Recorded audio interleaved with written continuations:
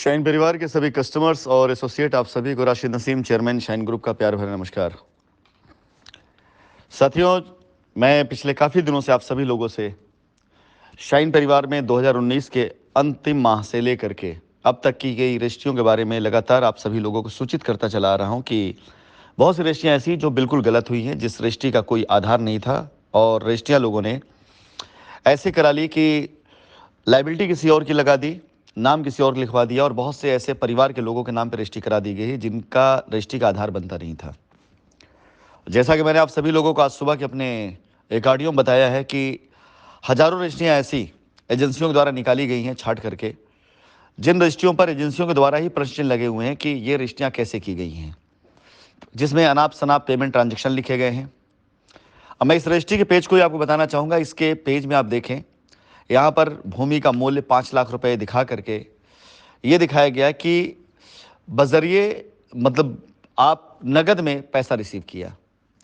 इस रजिस्ट्री की तारीख है रजिस्ट्री कराने की सन 2020 में। 2020 जबकि कंपनी का कार्यालय बंद चल रहा था, ना एमडी साहब थे, ना सीएमडी मौजूद थे वहाँ पर, कंपनी का कोई कर्मचारी नहीं था। और उस तारीख पर इसमें दिखाया जाता है कि आपको नगद दिया गया पैसा। नगद का मतलब ये होता है कि पूरी तरीके से उस कानून का उल्लंघन जो ज़मीन जायदाद के लिए नोटबंदी के बाद से आया हुआ है कि 20,000 रुपए से ज़्यादा किसी भी प्रकार की कोई भी लेनी देनी नहीं की जानी चाहिए किसी प्रॉपर्टी के लिए। यहाँ पर 2.5 लाख रुपए कैश दिखाया गया है। साथ ही साथ पैसा ना तो अकाउंट में गया है, ना आरटीजीएस में गया है, ना इसमें किसी प्रकार की लाइबिलिटी का वर्णन किया गया है।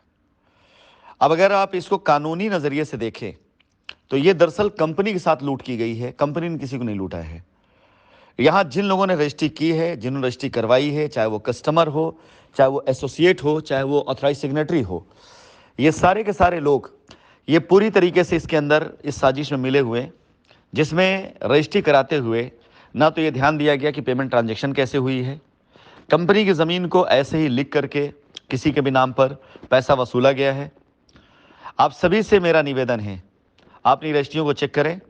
उसमें यदि आपको कोई ऐसे चेक का विवरण आता है जो आपने नहीं दी है, या जो चेक कंपनी के अकाउंट में क्लियर नहीं हुई है, या ऐसा ट्रांजैक्शन जिसमें कैश दिखाया गया है, तो आप ये समझ लिए कि आपकी रजिस्ट्री भी उन हजारों रजिस्ट्रियों के बीच में है और ये अमान्य होने जा रही है। आप सभी से मेरी रिक्वेस्ट है कि वो सारे के सारे लोगों को संपर्क करना शुरू करें जिन्होंने आपकी रजिस्ट्रियाँ कराई हैं।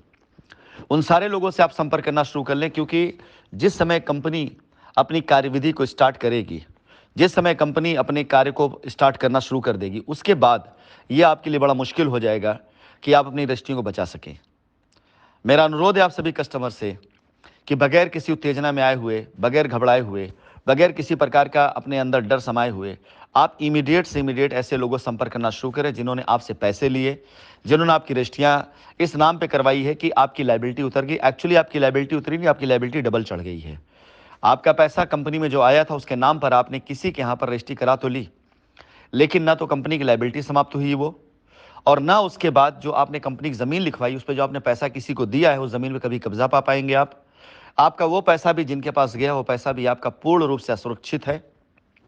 और आपका पैसा अगर कंपनी अकाउंट में है तो आज भी पैसा आपका खड़ा हुआ है। तो ये सारी सारी रजिस्ट्रियाँ अमान्य होंगी।